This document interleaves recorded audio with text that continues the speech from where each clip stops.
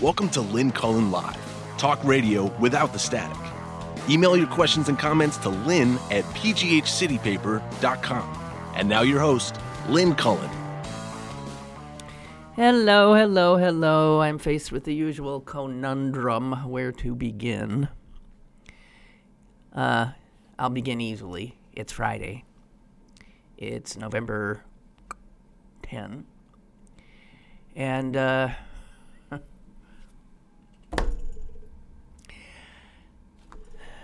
men behaving badly. It's just seems to be what the news is these days. I watched a little bit of the special on CNN last night, as much as I could stomach, about this issue, sexual harassment, if this was some kind of a turning point. Anita Hill was on. God bless her. 25 years ago, that was. 25 years ago, and anyone who was alive at the time can recall how horrific the backlash to her accusations were, how she stood alone up against all those powerful men, including, let us not forget, Joe Biden. It was ugly. But that 25 years later, here we are, and at least a woman now has a chance of being believed, I guess. I don't know. Some people seem to be of the opinion that we're at some kind of a point where actually something big will happen. That, these times have come up before where we have these conversations and then everything just reverts to normal. Which my suspicion is what will indeed happen. Because the men who are being outed now are celebrities, right? So if you're a male celebrity who has engaged in these kinds of behaviors, you should be very nervous. But if you're, I'll just take the office building I'm in, there's 26 floors. If you're one of the God knows how many scores of men in this building who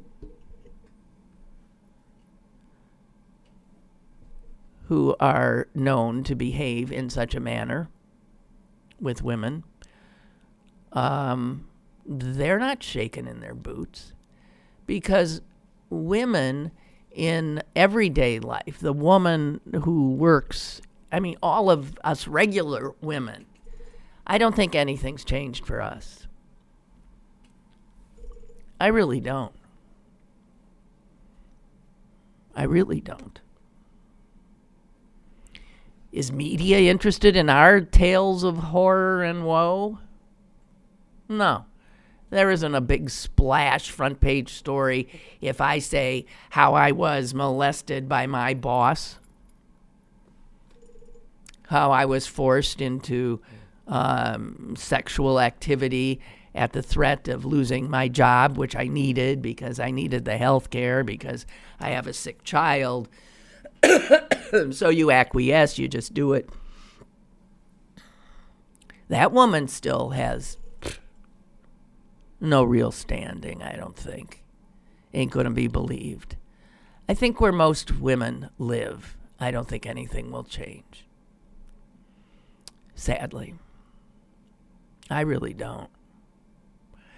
And for those to whom this is all shocking,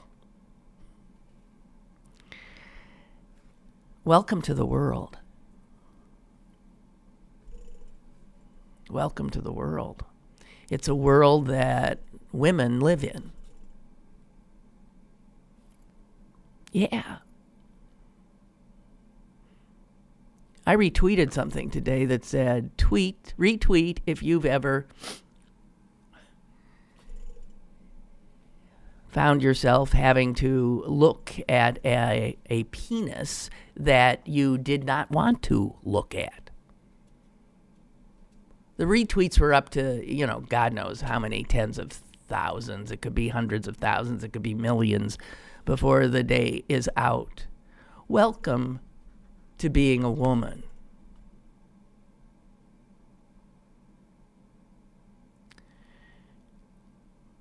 And I have to tell you, I think a lot of women are suffering right now because this continued exposure of these big guys is kicking off so many buried, unwanted memories and the rage they bring and the shame they bring and the self-doubt they bring and the self-recrimination they bring. I, for one, have been engaging in a lot of self-recrimination because I didn't stand up for myself very much. I know you guys think I'm like some big tough character. I just play one on TV. I'm not. I'm insecure. I'm unsure.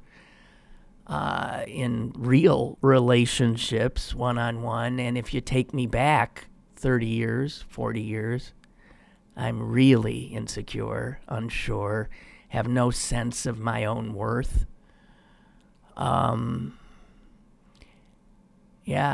Attractive young woman. Easy prey. So I just want to say that this is as salacious and as sort of, what would be the word, vicarious kind of pornography peeks into other people's sexual realities.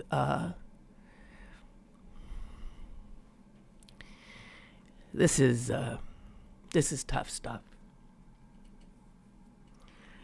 And I'm sort of feeling like I just don't know if I can take much more of it. I cannot be the only woman who's on the edge here. Because things that happened to me happened long ago. What recourse do I have? They weren't famous men. Well, one of them kind of was, but other women took him down.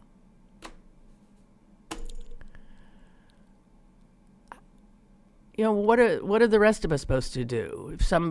So it happened 40 years ago. What are you going to do about that? You've gone on with your life.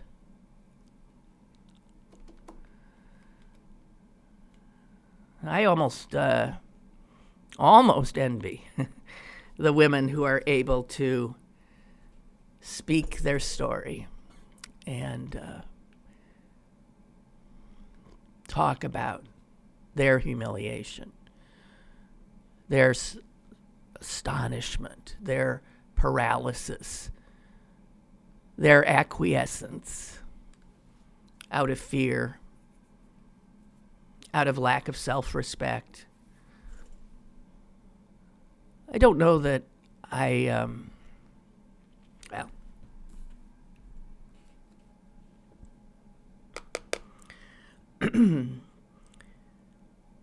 so God knows who's next today. I don't know.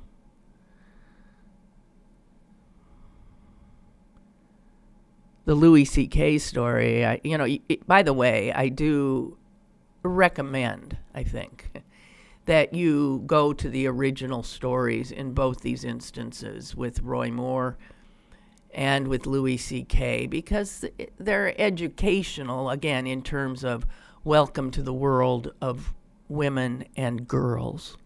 Okay?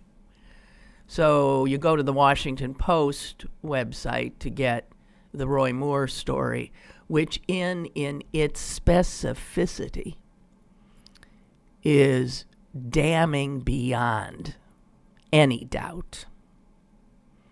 The Washington Post doesn't just have a she said thing.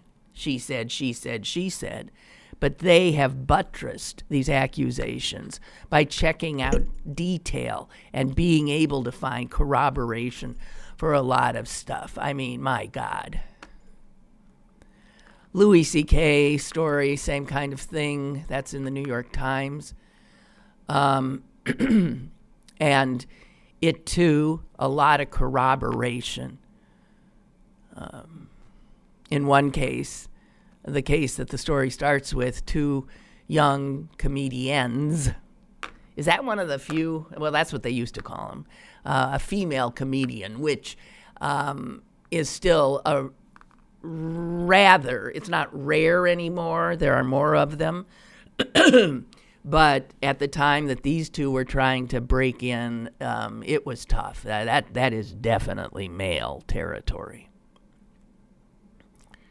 And women who try to insert themselves into what's considered by men who've had it to themselves forever, male territory, those women are most susceptible to this kind of abuse.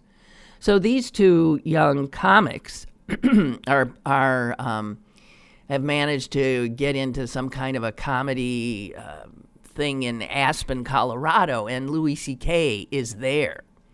And, you know, he's a big guy.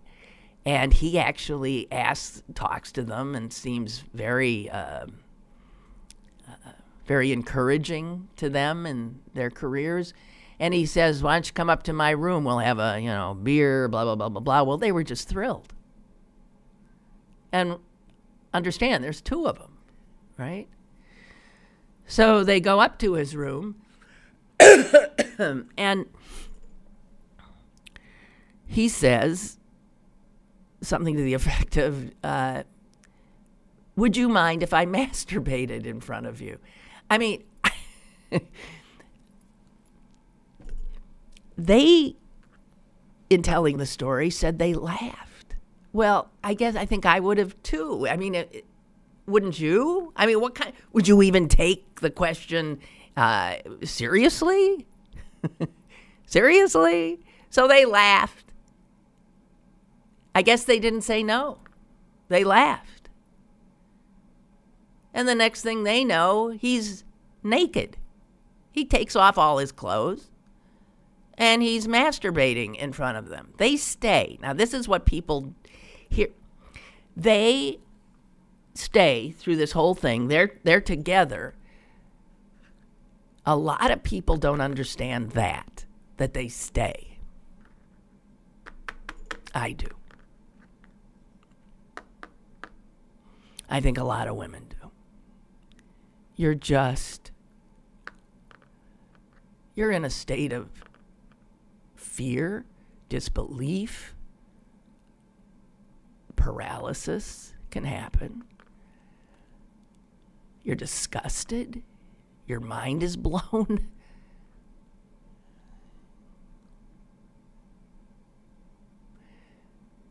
They eventually leave the room and they tell people, you know what just happened to us? Louis. So they told a lot of people. They got a lot of pushback. Like, shut the hell up, okay?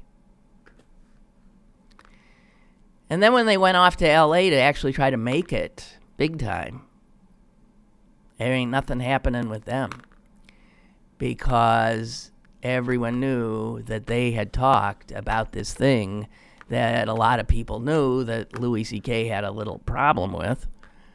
And their careers go. Powerful men with status have gotten away with this kind of thing, and much worse, much worse. forever. And the status doesn't have to be, again, celebrity status. The status can be the boss of an auto parts store, the guy who owns the restaurant you work in.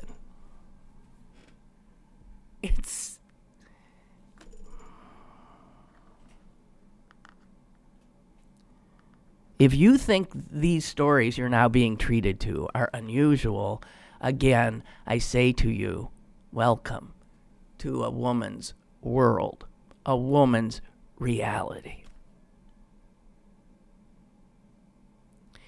And when I see that women today are much quicker to say, what the hell are you doing? Than they were back when I entered male territory. That's a sign of progress. It doesn't mean that they're still not subjected to this kind of behavior and that spurning the powerful man will not have a negative impact on their careers. But at least they have more of a sense of value than I felt.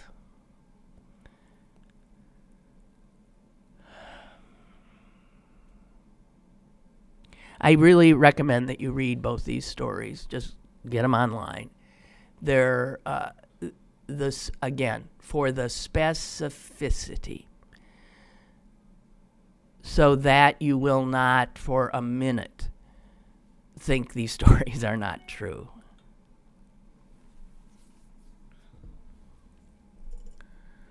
You know what's amazing is I'm willing to bet that Roy Moore gets elected.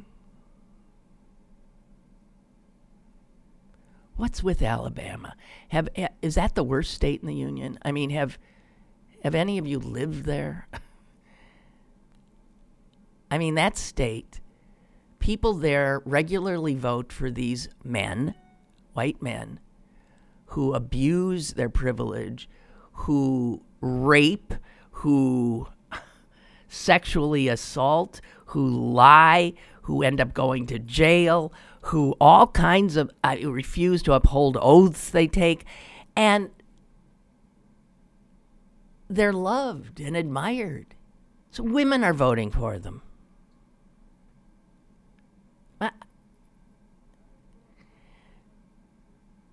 Roy Moore is running against a Democrat, and I'm willing to bet that more Alabamans will choose to vote for a child molesting lunatic who's a Republican than vote for a Democrat who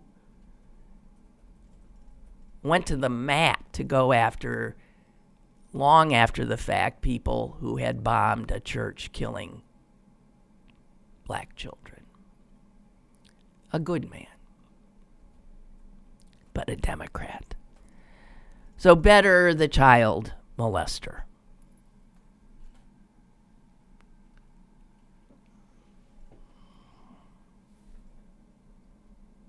I don't know. You know, something as simple, I don't know why, as a woman, I'm feeling so beaten up right now, but I happened upon this little story about Grace Jones. You know Grace Jones? 6 foot tall, gorgeous black woman who was, I think, started as a model, but singer, songwriter. Grace Jones. And she said, she's my age, and she's working on her, 100 millionth studio album right now. And she was quoted as saying that I would never make it in today's fashion world. I'd be dead. Everybody's so skinny and size 0. It's like The Walking Dead. I mean, it's not sexy at all. When I modeled, I would normally be a size 6 or an 8. That's considered fat now. And you know what I thought when I saw that? Because it's true. And I thought, women's bodies are shamed constantly. It is hard to find a woman in this country who does not feel shame about her body. And the idea of a body now that is considered beautiful is not a woman's body. It's an adolescent male's body. It's no hips, it's this. I think it's misogyny. I think the people who decide that this is what a woman's supposed to look like hate women. And these standards of beauty, which are decided upon mostly by men, and I might add gay men in large part, these standards of beauty have had such a destructive impact on the lives of tens of millions of women. I'm one. I'm sure there's not a woman listening to me right now who wouldn't say she's another. Welcome to a woman's world.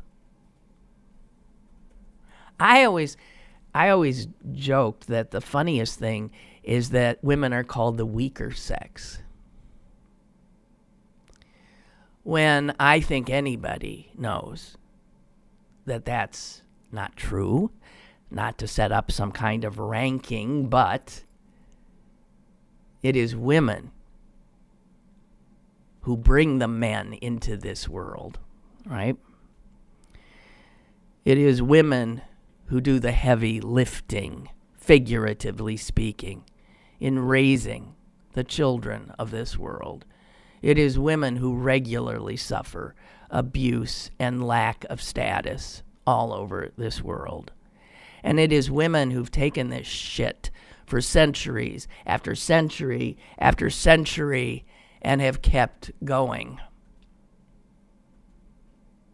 The weaker sex. It's a joke. That's a joke. Women, in fact, are so strong that they tolerate being called the weaker sex because it makes men, who are the weaker sex, feel stronger. And I say men are the weaker sex because clearly men have not found the strength to override their bodies, their urges, their desires. They just act on them. And again, I'm not talking about all of you guys, because a lot of you have been able to. But this socially and culturally, we excuse boys all the time. Right? Boys will be boys. Locker room talk. Boys, males, men get a lot of free passes in this world. And if now you're starting to see another aspect of that, beyond the fact that you make more than a woman does for the same job, beyond the fact, that you have privilege that women don't have. In that regard, I do think that this moment in our history, with all these disgusting stories on our front pages, might be an important moment. One of those, as we say, educational moments.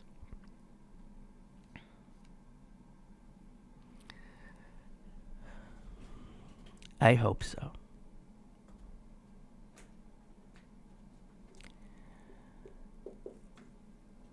We have a call. Caller, Yes, hi. Good morning, Lynn. Hi. How you doing today? Fine, thank you. Hey, Lynn, I was just calling about talking about womanhood, and I've become a grandfather about 4 months ago, and as becoming a grandfather, you just put a different lens on different things in life, and you realize how precious women are. I mean, my daughter just had a grandson, and I don't want anybody to hurt my mother, my daughter, my potential grandchildren. I have 2 daughters. You know, and a wife I've been married to for 33 years. I don't want any harm to come to any females. Like you said, men could never do the things that women do. If we had to produce babies or bring babies into the world, we couldn't do it. We'd have some kind of mechanism means or some kind of mechanical means to do it.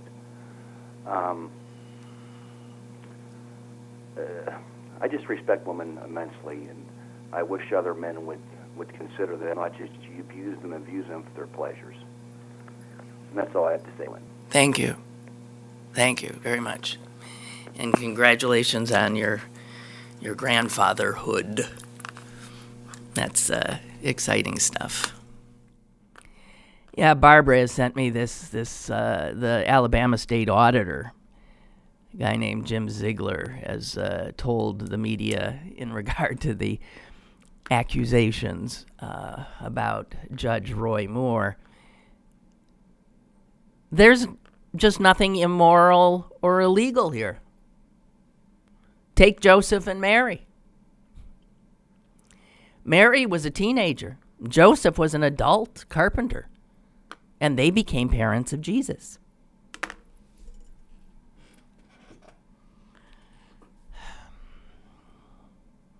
I saw a Catholic priest respond to this little gem from the auditor of Alabama. And he said, first of all,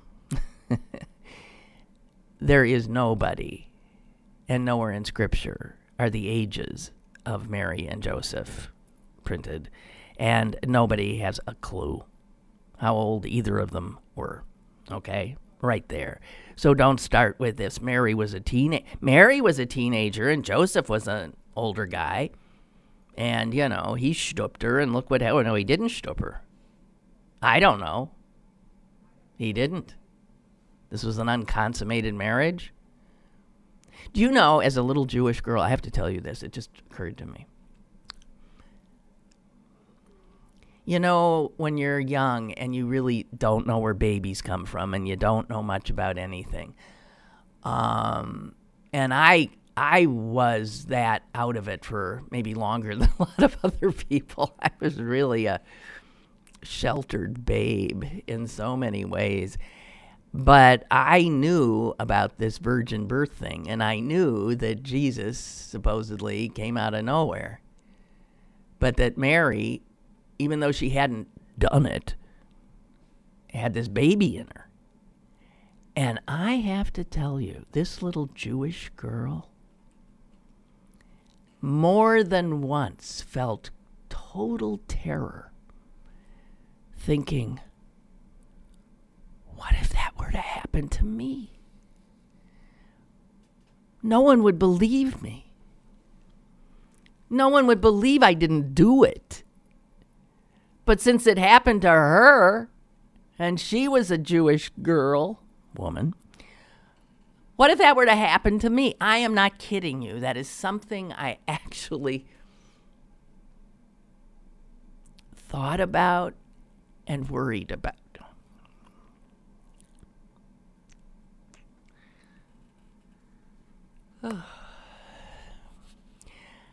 I want to invite you all to something. Just remember this. I think it's next Thursday night. Do you know, have you ever heard of a guy named Randy Rainbow? No? All right, guys. Well, listen. You Google him and you watch. I'm giving you a gift here. I'm giving you a gift. Randy Rainbow.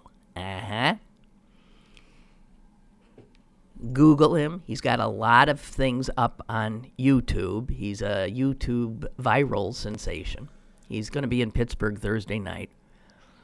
And for us folks on our end of the political spectrum, this guy does the most genius song parodies, news-related parodies where he appears to be, Wolf Blitzer looks like he's talking to him, or he's interviewing Ivanka.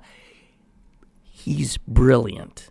And you could spend the rest of today howling at his brilliant work.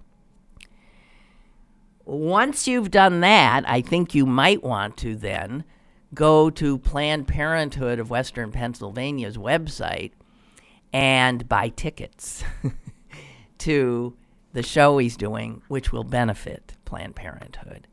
I'll be introducing him. I got to tell you, I didn't know about him myself.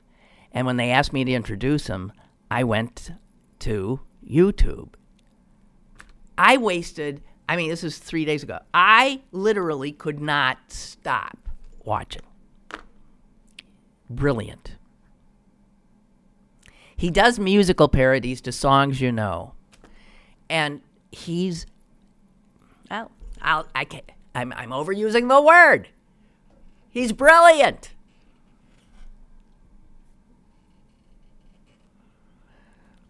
Randy Rainbow, give yourself a treat today. I know I'm a bummer.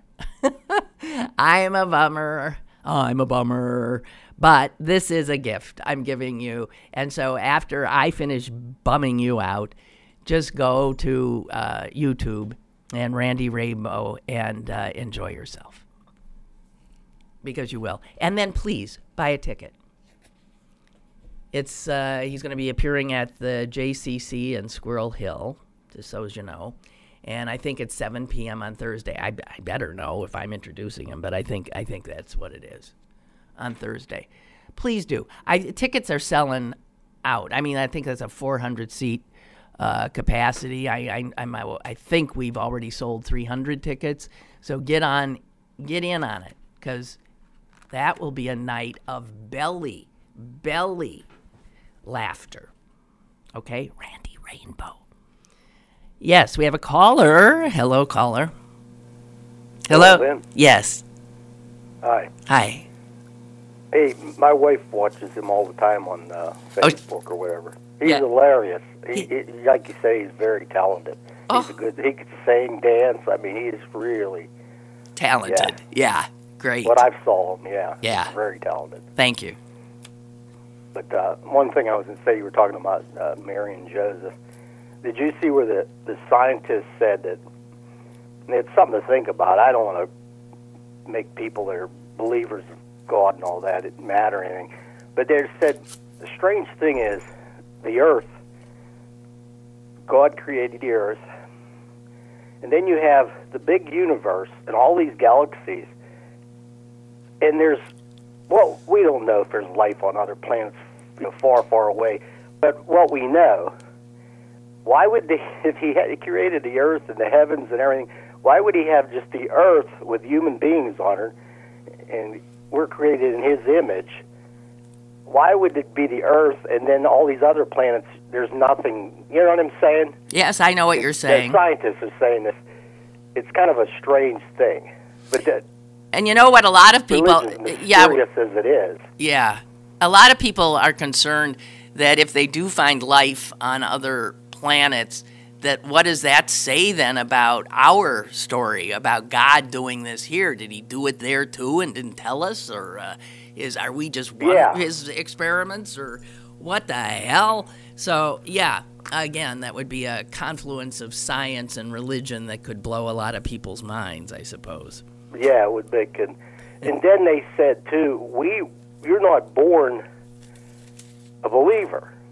You're, how you're brought up, that's how you believe. Right. Or later on in life, maybe you choose to believe things. But it's not like you're born, you just believe it. It's something that humans come up with. Right. That's another thing. It's a little questionable, Well, too. you are indoctrinated in your religion by your parents. That's what actually a Right. parental responsibility says, that you are to indoctrinate the children. And faith gives parents a wonderful way to escape the kinds of difficult questions that children ask. Right. You can always say, well, God, blah, blah, blah. So, yeah, that's And I'm not one of these people that certain that there's no God. You know what I mean? Some people are so certain, like atheists and that.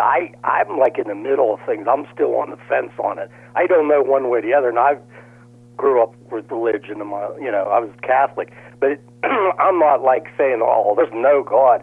I know people that they just get madder than hell when they say, there's no. What do you believe that for? I said, I don't know. I don't go to church or anything, but I don't know. Nobody knows. Nobody knows. That's right. Nobody Yeah. knows.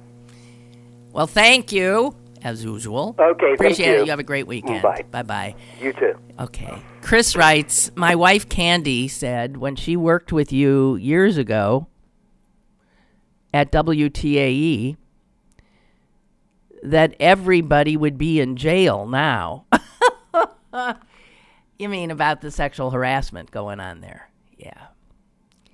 She said everybody's hands were on all of the ladies then. Well, yes, that definitely did also happen there. I can attest to one personal situation. And I don't know about, it's interesting. Women often talk to each other. I don't remember any women sharing stories then. We often just suffered it and kept on moving. I did see 2 instances, however, that were flagrant, happened in the newsroom. But what was unusual about this is that in both instances, I would say, I guess the reason I remembered them is I'd never seen anything like it before, because it was women sexually harassing men. Openly.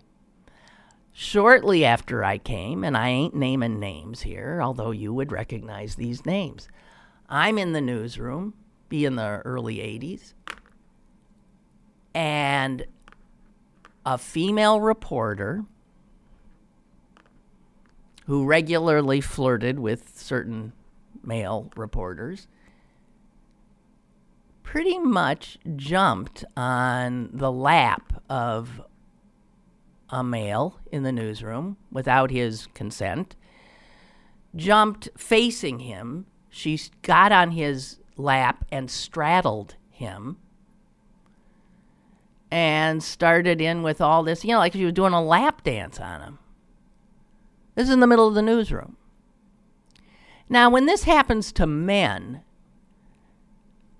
are obliged to act like they're loving it. I don't know. He did. I have no idea if he did or did not, but I was shocked and I was disgusted by her behavior. Disgusted.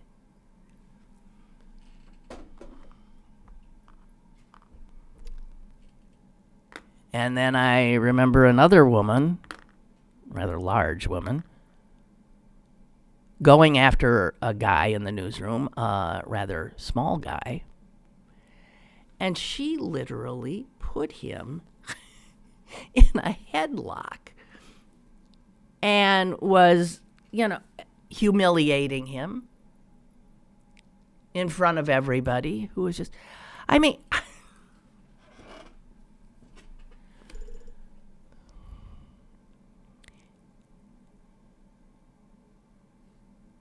there was nothing about, there are lots of men that would regularly come up and rub your back and rub your shoulders as they're talking business with you. And you know what? It never occurred to me that that was something untoward. Never, because it happened constantly. It was just what is.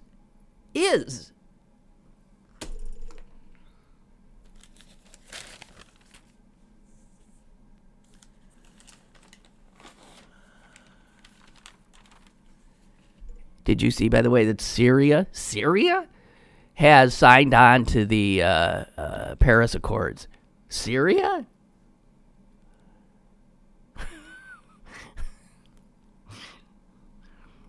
Guess what? That leaves one nation in the entire world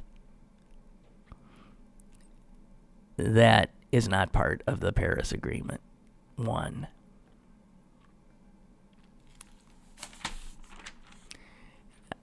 I know you know which one that would be. And speaking again about our country, I just want to, I'm changing subjects here, want to bring up a David Brooks piece today, just because it's a slightly different take on our national divide. And it's clear, he says, that the divide is about urban and rural. But what about in between the urban and rural, the suburbs, the exurbs? And those have been Republican territory as well. But Tuesday's election in Virginia saw the suburbs and even some exurbs voting Democratic. And if that was any indication of what we might expect next year in the midterm election, then it's going to be a blowout. And he said this it will be a blowout despite the Democratic Party. It's nothing the Democratic Party's doing. It is the imploding Republican Party and Donald Trump that is sending Republican voters away. It's not Democrats who are enticing them with any programs of their own or talking to them where they live. So this is a gift to Democrats who absolutely do not have their act together at all. They're still stuck in their academic, sort of, a lot of very educated people talking to each other and paying no attention to where people really live. I do believe that criticism is true. Not no attention, but I haven't framed, anyway. So getting back, pulling myself back from that rant that I was going to go into. He mentions that some British writer has decided that the way, and the UK is seeing this kind of thing too, as well as Europe. The rural and urban divide. But this Brit doesn't call it urban and rural. He has two other names. He calls it somewheres and anywheres. And he defines somewheres as people who are rooted in their place. He says from the West Virginia coal miner to the Pittsburgh steel worker to whatever, the rural farmer. These are people who are rooted in place. Brooks mentioned specifically a piece that had been done about Johnstown, Pennsylvania, and he says this. These are classic somewheres. The steel mills are gone, and everybody sort of knows that they're never coming back, but the people remain. The things they value are there. They don't really have the skills to pack up and go off to someplace else, and they love Trump because he sticks his finger in the eyes of the other people who they call the anywheres, people who can be anywhere, willing to move, not rooted someplace. And the somewheres hate us anywheres. Us highfalutin folk, more educated, who run from town to town because they get better and better jobs. And they blame the anywheres for creating the world that they no longer recognize. And Donald Trump sticking his finger in the eyes of the anywheres who they think have made the world a disaster. They blame us. So the anywheres are more mobile, more educated. Thus, and I mean, obviously, there are plenty of people who are rooted in place who do not have the mindset that they're talking here. But he says the thing about this set of battle lines is that it redraws the political map so that the cities are dominated by anywheres, these educated elites. The rural areas are dominated by somewheres, by the rooted people.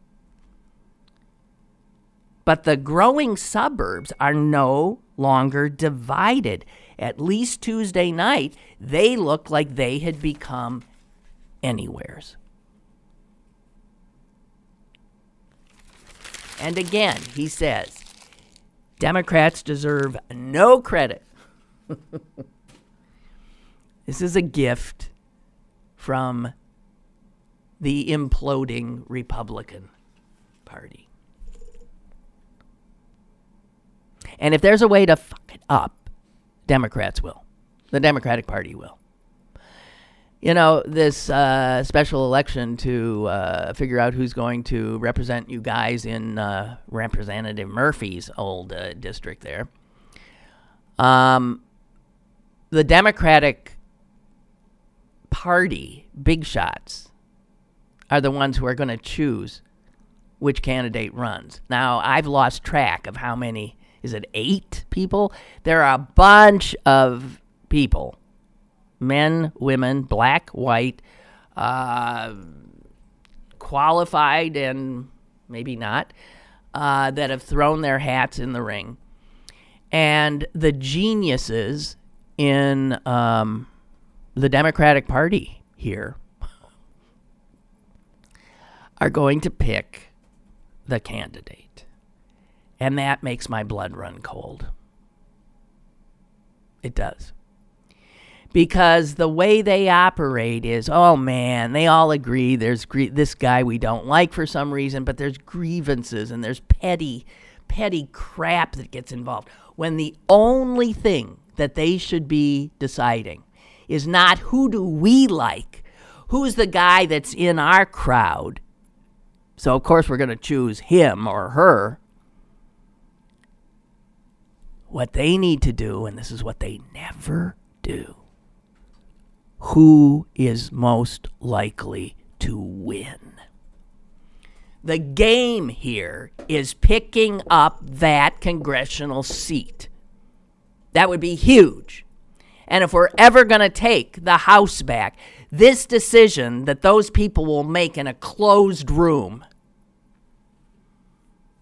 will have national implications. And I don't trust them. As a matter of fact, I think every time they choose wrong. They choose losers with such a regularity, it is mind-blowing. Like they have some kind of a magnetized thing that just draws them immediately to a loser. Now, granted, it's not easy to figure out who's the one who can win. But I'm sure there's a very cold kind of way to look at where they stand on the issues, to look at how charismatic they are, to look at how good they can wow a crowd or speak, to look at what baggage they might have, and to look at what networks they might bring in with them and how much passion that they can get roused in the people who will go door to door to door to door to door for them and take this district back. It is gerrymandered up the wazoo to prevent Democrats from winning. So the only thing the Democrats need to do is figure out who could possibly win. That's not what they're going to do. Trust me. They've given me no indication that they have a clue how to choose a candidate. None. Petty, petty, petty. Petty grievance always seems to get in the way. Well, I don't like him because he wants this and that. And my cousin said, and blah, blah. That is at the level at which this crap goes down.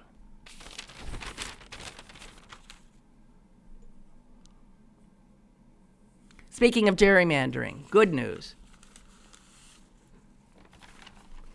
The Pennsylvania Supreme Court. You think these judicial candidate things aren't important?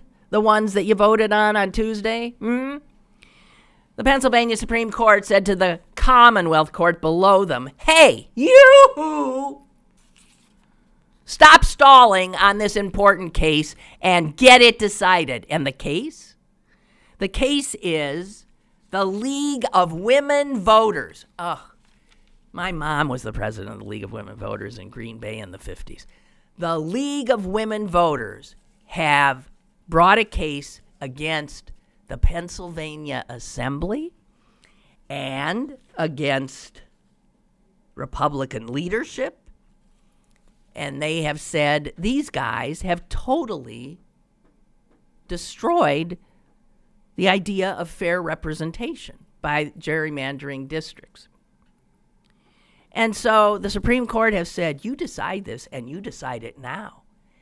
And decide it in time that we can potentially redraw the districts before the 2018 election. And if that were the case, wow, Katie, bar the door.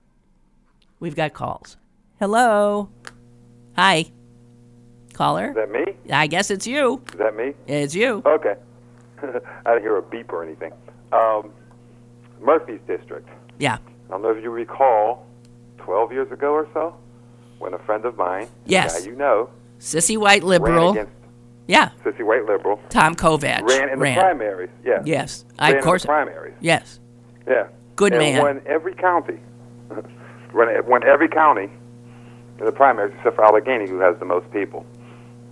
And the reason, because he didn't get the backing of the Allegheny County. Right. And you know why? Why was that? Because he refused to pay a $500 application fee. He thought, too good of a guy. He thought if they want to support me, they should support me on, Well, see, that's where principled people. Yeah, well, that was stupid. Yeah. If he paid the fee, they might have given him some backing. And if he you know Tom, I went to I was his treasurer. I went to his rally, went to rallies and Democratic this and Democratic that. Good he had people on their feet. He had his people on his feet, and he had the look. You can't get any whiter than Tom. Yeah. Yeah. Can't. He was a veteran, a Navy submarine. Gee whiz, smart, affable. Background in economics. Yeah. A charming, good-looking guy. I mean, my God. And they didn't. But he should have given him the friggin' $500. You're singing to the preacher here, but he was so principled that he refused to do it, and he lost in the primaries. And then, of course, Murphy stomped the guy whose name I can't remember in the election. It was some rich guy, rich who was basically a carpetbagger, right? And so that when you were talking about Murphy, and I was watching Murphy's seat, up for election, and you start talking about Democrats, the insider, my buddy kind of thing going on. I seen that from the inside. That's exactly what happens, and they always have a problem with that. Yep. Absolutely true. But yeah.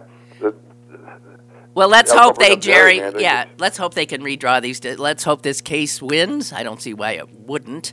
And I'll tell you, it's not like they don't have facts on their side in this gerrymandering case. Everybody knows that Pennsylvania is a pretty totally divided state, pretty much 50% Republican, 50% Democrat. And if that were the case, given the fact that there are 18 congressional districts in the state, then you would think that Republicans would have about 9 and Democrats would have about 9. But no, because the Republicans cooked the books and drew the gerrymandered lines, even though they don't have the kind Pennsylvanians don't break out this way, Republicans hold 13 of our 18 congressional seats. This is how well they drew their maps, and that is unrepresentative of the reality on the ground, as they say, where Pennsylvanians live. It is corrupt. I forget the number, but they said if they just went by numbers, way more Democrats voted, for Democrats than Republicans voted for Republicans, And yet they get the seats. They get the seats. They get the seats. Gerrymandering. And that's how it's happened in my home state of Wisconsin.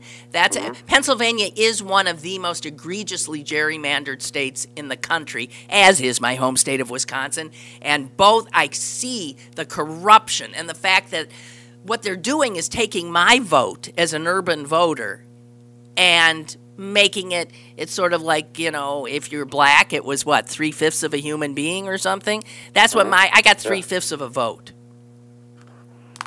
Yeah. I brought up back when Tom was running in one of those things that Democrats should really work. This was like 2004, I think, or something like that. Really should work on winning the legislature 6 years early for 2010, because that's the most important thing right there, to make sure you got control of the legislature. You got to get control of the House. That's right. You got to. Yeah. Hey, thank you. I got another call, so I got to run. Okay. Thanks, right. Clarence. Okay. All Bye. Right. Okay. Bye. Hi, caller. Hello. Hello.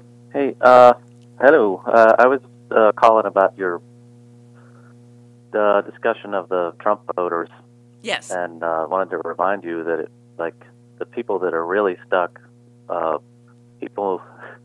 I don't know if you're really stuck, but people making under $50,000 broke for Hillary.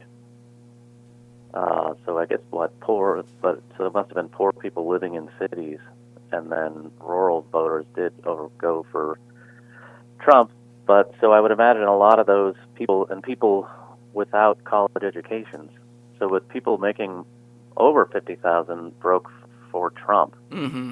So it's a weird breakdown of how that all works. Right, so right. A lot of those Trump voters are pretty mobile, I would imagine, if they're making 50,000 and up. So, the wealthy people living in Johnstown can move wherever they want, but they still voted for Trump. They That's just have true. This bizarre That's true. view of the world because they only watch Fox and they have no idea what's going on around them based on that. So, Right. They still believe this story about Hillary and the uranium mines and all this stuff that has no basis in reality. No basis in whatsoever. fact at all. Right. No, so they're living on another planet.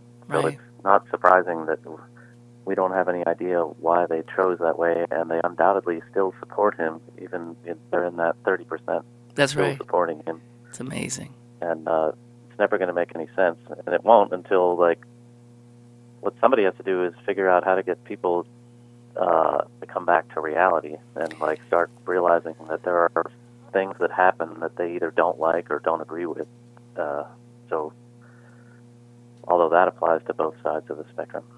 I hear you. But wow, is that figuring out how to get people to come back to reality, given social media and all the just incredible ways that people can mess with people's heads now. So I just don't know. Yeah, people really don't like to think that that there are facts that they don't like. Right. Amazing. It's bizarre. It's bizarre. Well, that's where we are. Bizarre, exactly. Hey, thanks. I'm running out of time. Okay. All right. Thank you so much. We need to add time to your show. Stop with this 1 hour thing. Okay. All right. Bye. Bye. Sometimes.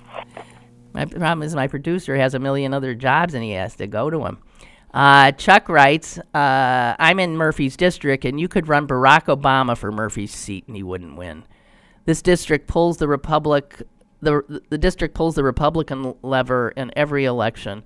For this district and other gerrymandered districts, the fix is in. It doesn't matter who the Democrats pick. Well, if we could get to the gerrymandering, then maybe that won't be true. And then final word to Henry. You might think the most profitable industry on the internet is Amazon, but it's not. It's porn. Yeah, it's porn. Porn in the U.S. alone is a $4.3 billion industry. And if you don't want to pay for it, there's plenty of free porn easily found with a simple Google search, and men are majority consumers. Combine this with easy access to Viagra, a commercial industry that is built on sex sells, and plenty of short skirts and low-cut blouses, and we have a male population with libidos on overdrive. I'm not defending these guys, but it isn't difficult to see how some of these guys are driven to harass women. Well, yeah, I agree that it's harder for them, perhaps, than it used to be, and if women would just walk around in hijabs and and that they'd have a better chance maybe of not raping them. But I think if you look at the cultures in which women are covered up so that they don't titillate, this kind of crap goes on anyway. So that men, there's just a whole bunch of men who have no ability to control their libidos, their fantasies, whatever. They act them out. I don't know. And in that regard, I go back to women are also sexual beings. And maybe we're not as driven as you guys, who are supposed to, I guess, be sowing your seed left, right, and center all the time. So it could be you're just victims of testosterone. But you know what? You got to live with us, and this shit has to stop. I don't know if, whatever. So we're done, I guess. Remember Randy Rainbow. Seriously. Will you check him out? It's a hoot. And if you like him, go over to Planned Parenthood, Western PA's website, and buy yourself a ticket or two. And I'll see you there Thursday at his show. Okay? Have a great weekend. Bye-bye. Lynn Cullen Live, Monday through Friday from 10 a.m. to 11 a.m. and archived at pghcitypaper.com. The opinions expressed on Lynn Cullen Live are those of the host and do not necessarily reflect the viewpoints of Pittsburgh City Paper or its advertisers.